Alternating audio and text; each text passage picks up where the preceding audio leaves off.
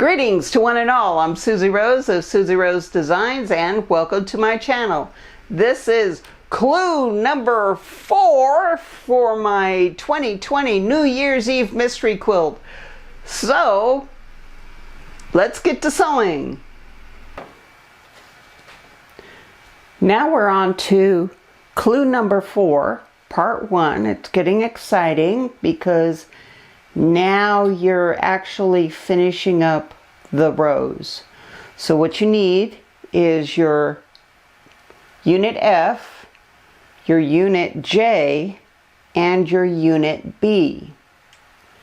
You sew. Now J will have a large blue block on the left side, and at the right side of row J you have your downward facing triangle. Make sure the triangle is downward facing because you will sew block B or unit B onto the downward facing triangle side.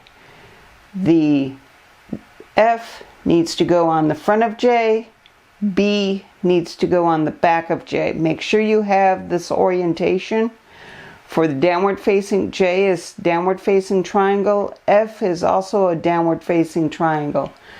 And then you will get unit M, which is one of the last steps to finishing your quilt. This is row M. And now we go into part 2 of clue number 4.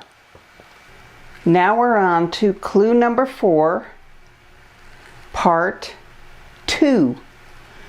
We take row K with the yellow block on the left side, the big yellow block on the left side, and sew E to K, making sure that the arrows on row K are pointing up. And then we sew block unit L to K to make unit N. So E to the yellow block of K, the arrow pointing up to the yellow part of L, and that makes unit N. And we're that much closer to finishing our quilt. We have one more step to go, and that will be assembling rows M and N to make our quilt. Have you figured out the pattern yet?